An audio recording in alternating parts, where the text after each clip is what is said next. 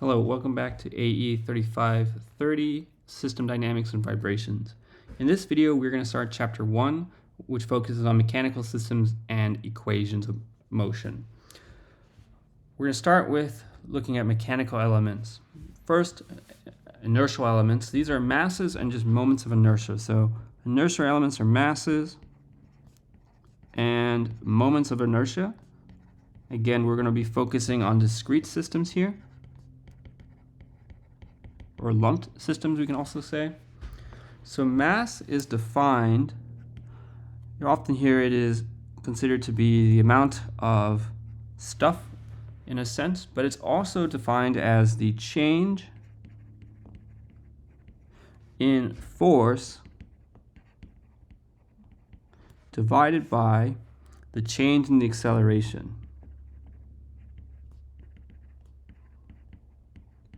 And this comes from Newton's second law. And we'll have units of newtons per meter per second squared, or really we're just going to use kilograms, the standard SI unit for mass. Likewise, a moment of inertia is defined as the change in torque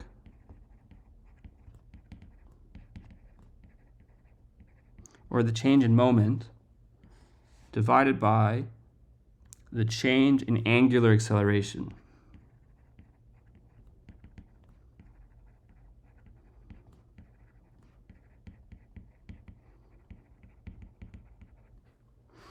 And the units here would be something like Newton meters per over radians per second squared, or realistically, we're going to use kilograms meter squared. That's really all the inertial elements that we're going to discuss here. When we do with the string, we'll end up finding a mass per unit length. But as of for all lumped and discrete systems, we're going to just use a mass and moment inertia. That's all we'll actually need. Okay, we'll now consider spring elements. These are elements that can deform by a force or torque, and that deformation is dependent on the applied load. So these are elements that can be deformed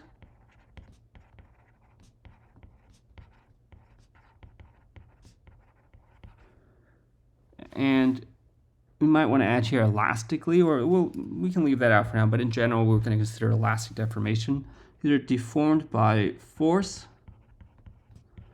or torque or a moment. Torque and moment are kind of used interchangeable here. And the deformation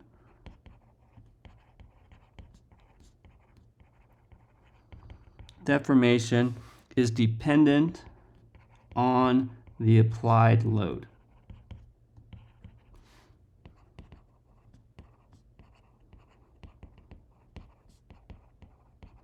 So you'll notice that I didn't say that it's proportional to the applied load. I believe that is what the Ogata book will say. And I'd just like you to take a moment to think about, why did I say dependent rather than proportional to the applied load? Pause the video and take a minute, 30 seconds or a minute just to think about why I was specific in that. Okay, welcome back. So the question was, why did I say that the deformation is dependent on the applied load rather than saying it's proportional to the applied load? Well, the answer is that if we say proportional to the applied load, this restricts us to a linear relationship between the load and the deformation. If we say dependent on the applied load, this opens the door to having nonlinear relationships between the applied load and the deformation, because those are no longer going to be proportional. Okay, we're going to talk about several different types of springs. We'll look at translational springs, torsional springs, and then we're going to talk about what nonlinear versus linear looks like. We'll look at some types of nonlinear springs, and then we'll go on to damping. So a translational spring is probably what you've seen the most in the past. In this case, I've drawn the spring shown here. We use this squiggle line that I'm going to box here. This represents our spring. Also, it's used to represent, I believe, resistors, but here it's going to be a spring, and it's a mechanical element that deforms with translation. So these will deform with translation, meaning that they stretch or they compress under translation. Okay, so in order to describe the force here, we need to first create a set of coordinates. First thing we're going to do is we're going to assign an unstretched length right there. We're going to say that the unstretched length here is big X. So we'll write that big X is the unstretched length of the spring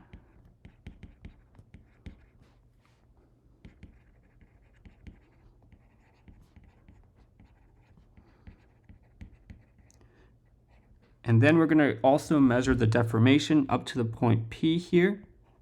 We're going to call that little x. And so here, the total deformation, or the total distance, if we go ahead and we assign the origin here in green, the total distance, or the total length of the spring after this deformation is going to be big X plus little x. Or not deformation, the total length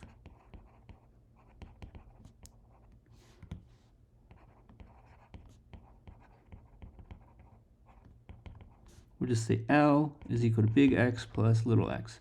The thing is that at the unstretched length, the force acting on the spring is 0. That is the equilibrium position for the spring, meaning that for a deformation of big X, well, that is no deformation. There's no deformation in the spring when it has a length of big X.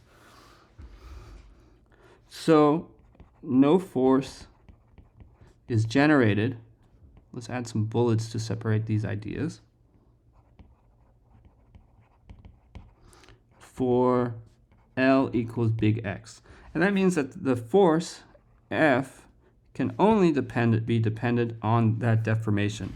And in this case, we have a spring constant K given in purple. And so the force is going to be equal to, K times little x. This is a linear relationship.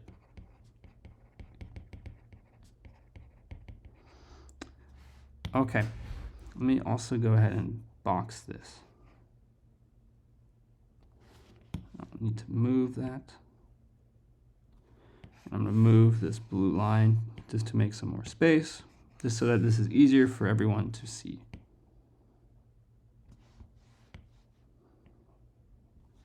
Okay.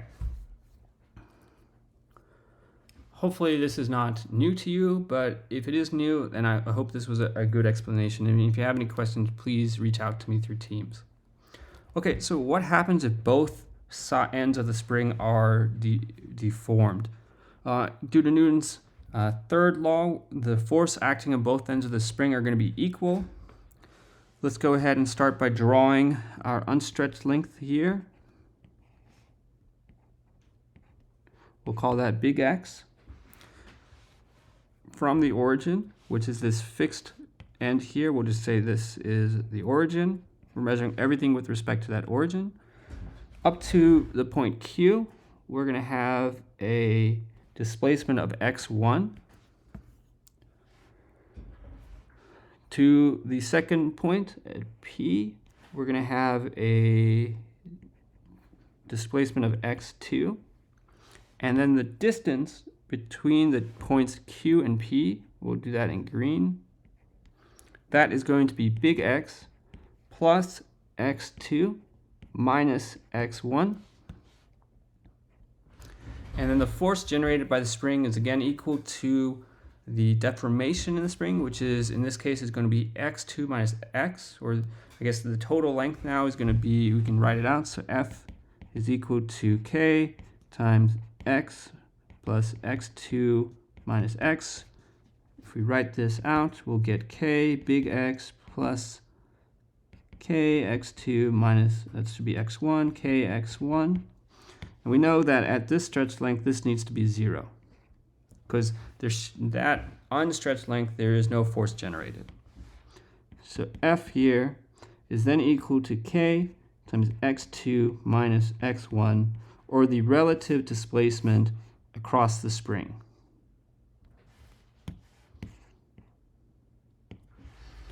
Okay. Let's now consider a torsional spring. So torsional springs deform with rotation.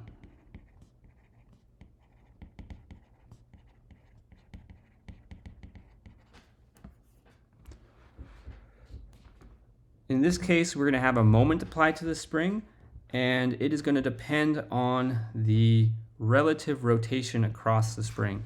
So in this case, this moment that's generated is going to be equal to m times the torsional spring constant, k sub t is what I'm using, multiplied by the relative rotation, theta 2 minus theta 1. And if one of those points is ground, then you'll end up having, so if theta 1 is connected to the ground, then its rotation will be 0. If theta 2 is connected to the ground, then its rotation would be 0. And then you would end up with, well, if theta 1 is 0, you would end up with kt times theta 2. If theta 2 was 0, you would end up with minus kt times theta 1.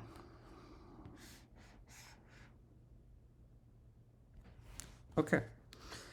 Let us continue and talk about nonlinear versus a linear spring. Let's write spring here, because that's what we're talking about, springs right now. So we already saw for a linear spring or a linear translational spring, we end up with a force that is proportional to the displacement. So we'll end up with some type of straight line here, something like that. That is our linear relationship or a linear spring. And then for nonlinear, there are generically two types of behaviors. The first is what we call a hardening behavior, and that's where the force increases as faster than the displacement increases. So this is our nonlinear, and this is hardening. And an example of this is like alpha times x cubed. Another option is what we call a nonlinear softening spring. And this is one where the force actually increases at a slower rate than the displacement increases. Meaning that as the displacement increases, the corresponding stiffness actually decreases. For a hardening, the effective stiffness increases as the displacement increases. So we'll write this as a nonlinear softening.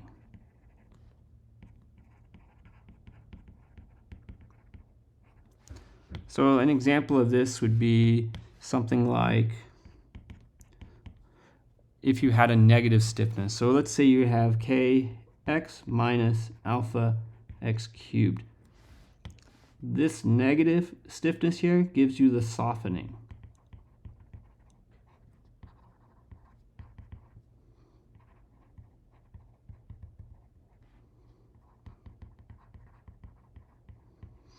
And so my research really focuses on what we call strongly nonlinear systems.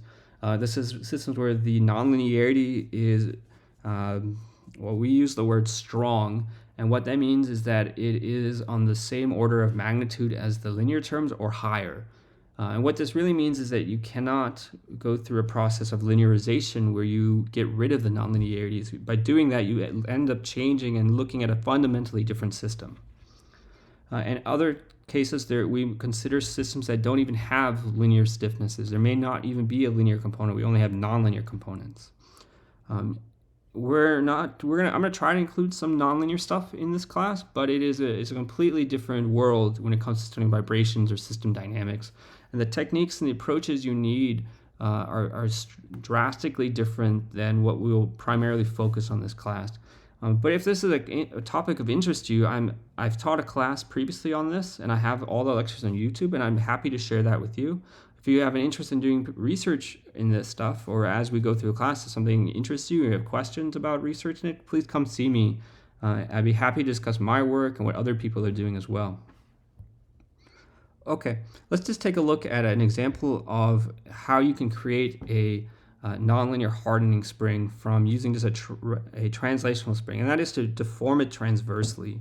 And in this case, you can show that the force is equivalent to something like k times 1 over 6 x cubed minus 1 over 120 x to the 5th plus higher order terms.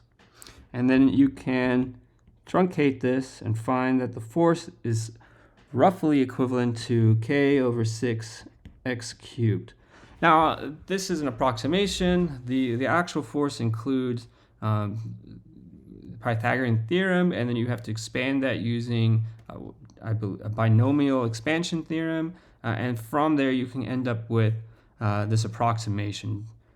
But this is one of the ways in my research we generate nonlinearity is we've caused springs to move transversely or outside of their axial direction, make them move transversely, and this can introduce strong stiffness nonlinearities.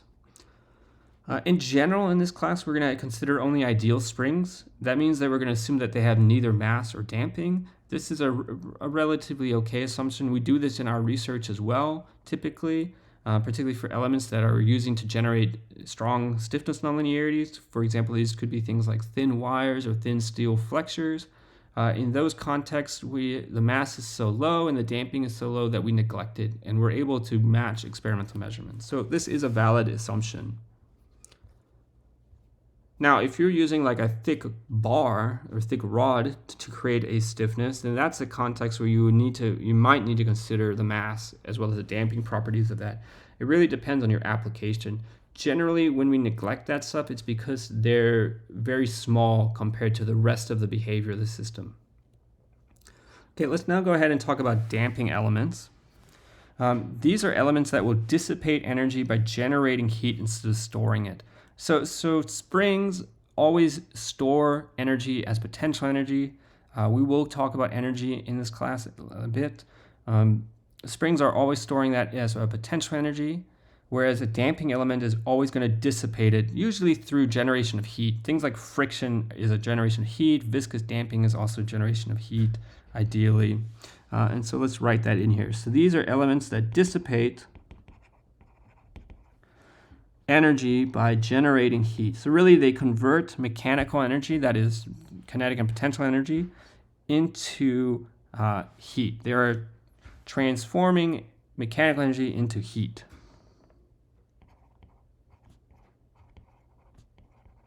So they dissipate energy by generating heat instead of storing it. And that heat then dissipates to the surroundings.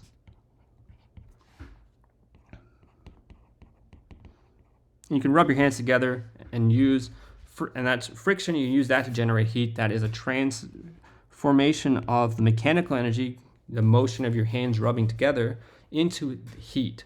And you can do that to warm up your hands. So typical dampers are represented using dash pots, or what we call a dash pot. I'm going to circle this with the laser.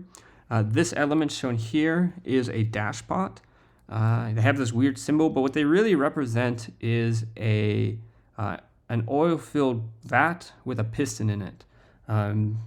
So it's some cylinder with oil in it, and this piston is then moving through that oil, and it gives you this viscosity, this viscous response. That's what it represents. You can also do this with air as well, actually. I mean, these things do really exist in the world. You can actually build and buy these things. They also have air dampers ones, and I mean, it's a piston and a cylinder. You could put any fluid you want in there, and depending on what the fluid is, you'll get a different type of damping response. So in this case, the force generated by this damper, let's go ahead and add in the force here, equivalent on both sides. This is dependent on the relative velocity across the element. We have a damping coefficient of c here, and the force is going to be equal to F. Well, F is equal to c times the relative velocity, so x dot 2 minus x dot 1. Oh, and just as an aside, if you're not familiar with the dot notation, this x dot is equal to the time derivative of x. So dx dt.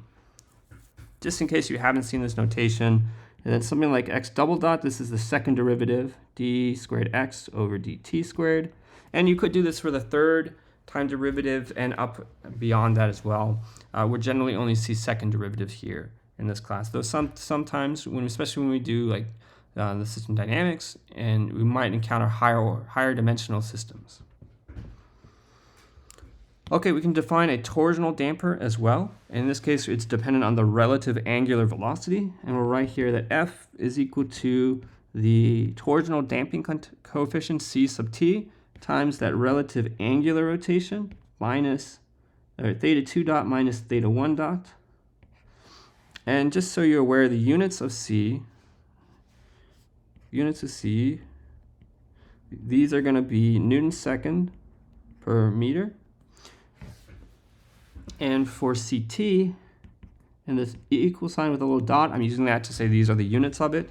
These units will be something like Newton second per radian, such that we're generating, oh, I'm sorry, this probably needs to be Newton meter.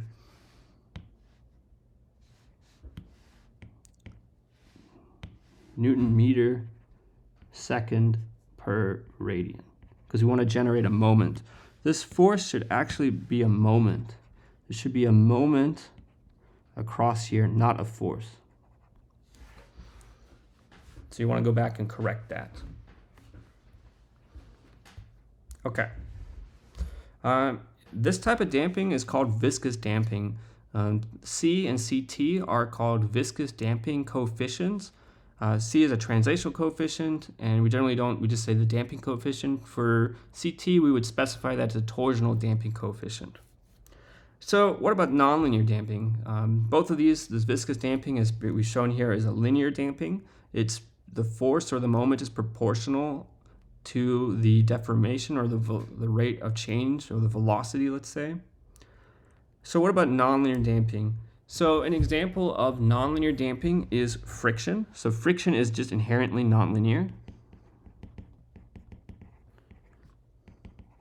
That is by far the most common type of nonlinear damping. But to be upfront here, damping in general, even just what we call material damping, is nonlinear, and that means that it's dependent on the amplitude of the motion. The amount of energy it dissipates is non-linearly dependent on the motion. Viscous damping really doesn't exist in the real world unless you really have a cylinder with a piston and it's filled with oil. Outside of that, viscous damping doesn't exist in the real world. However, it is a very useful model, and we can do a lot with it, and it allows us to model real systems despite not really being correct and not existing. So we will use this throughout the class. Again, it is a model. The famous quote is not all models are wrong and some are useful. In this case, viscous damping is an extremely useful model. Okay, so what about friction? So generally you're going to consider what we call Coulomb friction. There are other models for friction out there. This is by far the simplest. We know, for example, that inside of a bolted joint, Coulomb friction is not correct. We know that that is not the correct type of response, and that in fact the friction changes based on the input. Okay, we're going to focus here on Coulomb friction. Again, it's the simplest model, and it's also nonlinear. So for dynamic friction, we're going to ignore static friction. We're going to focus just purely, let's say, kinetic friction. We'll just use mu for that. The force is equal to mu n. That part you should have seen in dynamics previously. And I'm going to add on here the signum function of x dot. Or if we're dealing with relative motion, we'll have that the force is equal to mu n times the signum of x, let's say x2 dot minus x1 dot. And in this case, the signum function or sine of x is equal to minus 1 when x dot is less than 0, 0 when x dot is equal to 0, or 1 when x dot is greater than 0, such that the direction of application or the direction of this force is always opposing the motion of the system.